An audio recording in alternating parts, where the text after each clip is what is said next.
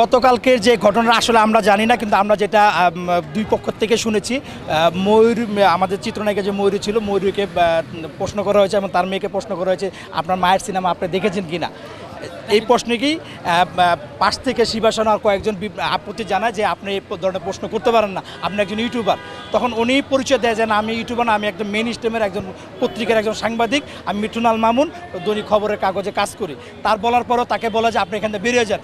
যদি ওখানে প্রতিবাদ করে আপনি কে বলার আমি বেরিয়ে যাবো, আমি সংবাদ সংগ্রহ করতে এসেছি, আমার প্রশ্ন ভালো না লাগলে আপনি না করতে পারেন।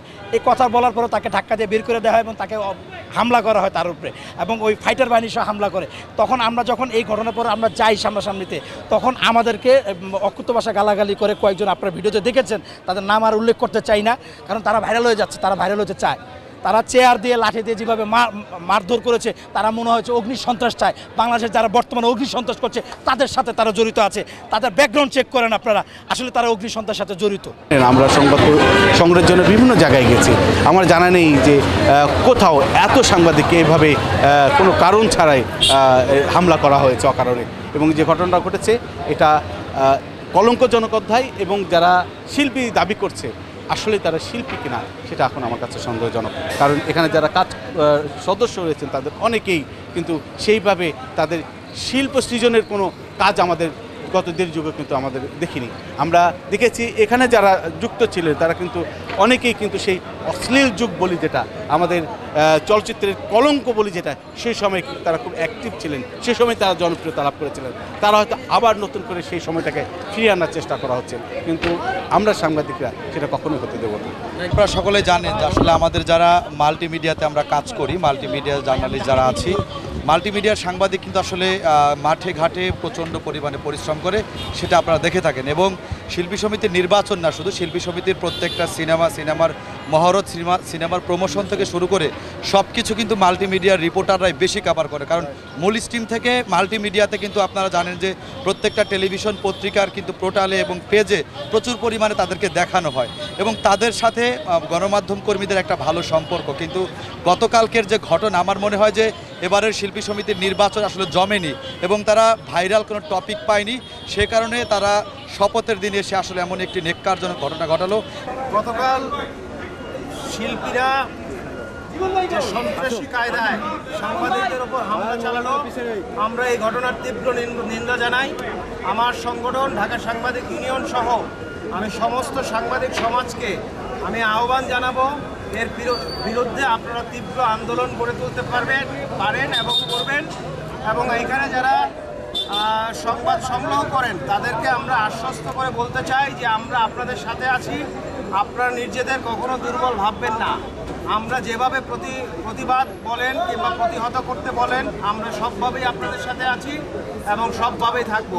আমাদের গণমাধ্যম কর্মী ভাইদের উপর যেভাবে হামলা তারা করেছে, ফিল্ম স্টাইলে তারা মেরেছে, সিনেমাতে কারো আসলে যোগ্যতা নেই এই মুহূর্তে। যেসব যারা এই ঘটনাটি ঘটিয়েছে তাদের সিনেমাতে নামগন্ধ নাই, তাদের সিনেমা কোনো আলোচনাও নেই, কিন্তু তারাই আমাদের যারা গণমাধ্যম কর্মী, আমাদের যারা ভিডিও জার্নালিস্ট, একজন সাংবাদিকের পরিপূরক হচ্ছে ভিডিও জার্নালিস্ট যদি ভালোভাবে ছবি না নিতে পারে সেই রিপোর্টটাও কিন্তু আসলে অসম্পূর্ণ রয়ে যায়। তো সেই জায়গা থেকে আমাদের ভিডিও জার্নালিস্টদের উপরে এবং আমাদের রিপোর্টারদের উপর যেভাবে হামলা হয়েছে, আসলে এর নেক্কারজনক ঘটনার আমরা প্রতিবাদ জানাই। এবং এটার যদি 24 ঘন্টার একটি আলটিমেটাম দেওয়া হয়েছে সিনিয়র বড় ভাইরা, তারা সেটা যদি আসলে বাস্তবায়ন না হয়, তাহলে আমরা আসলে এখানে এফডিসিতে আসলে আমরা এটার একটা কঠিন আন্দোলনে আমরা নামবো। এবং গণমাধ্যমদেরকে একটাই রিকোয়েস্ট করব যে আপনারা আপাতত ফিল্মের মানে বিনোদন নিউজ থেকে বয়কট করেন, বিনোদনের সত্য ঘটনা তুলে ধরেন। এখানে অনেক রকমের কিছু সাংবাদিক আছে বড় বড় মিডিয়া হাউসে, আসলে যেহেতু আমরা গণমাধ্যমে কাজ করি আমরা জানি, এই চাটুকদারটা বাদ দিয়ে আপনারা সত্য ঘটনা বিনোদনের তুলে ধরেন,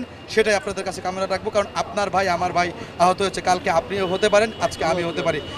তারা যেহেতু ফৌজদারি অপরাধ করেছে, হত্যার প্রচেষ্টায় ছিল, তাদের সর্বোচ্চ শাস্তি নিশ্চিত করতে হবে। এই জন্য আমাদেরকে ঐক্যবদ্ধ আন্দোলনের পথে এগোতে হবে। আমরা 24 ঘন্টার পরেই সেই ঐক্যবদ্ধ আন্দোলনের সূচনা করতে চাই।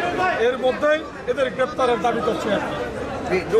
তারা কিন্তু একটা পরিকল্পনা করছিল এবং তারা একটা অজুহাত করছিল।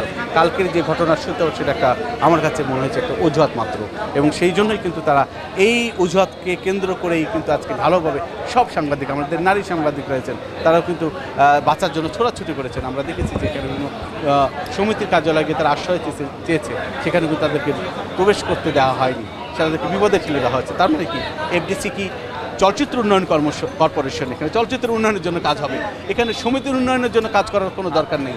এবং আমরা একটি দাবি জানিয়েছি যে কেপিআইভুক্ত এলাকায় কোনো সমিতি থাকবে না। কেপিআইভুক্ত এলাকা চলচ্চিত্র উন্নয়ন কর্মসূচি শুধুমাত্র চলচ্চিত্র উন্নয়নের জন্য কাজ করা হবে এবং চলচ্চিত্র উন্নয়নই করা হবে, এটাই কিন্তু আমাদের দাবি। এবং এই দাবি জানিয়ে আমরা কিন্তু যতদিন পর্যন্ত এই দাবি না বাস্তবায়ন হয় ততদিন আমরা কিন্তু আমাদের নিয়মতান্ত্রিক আন্দোলন এবং প্রতিবাদ আমরা জানিয়ে যাব।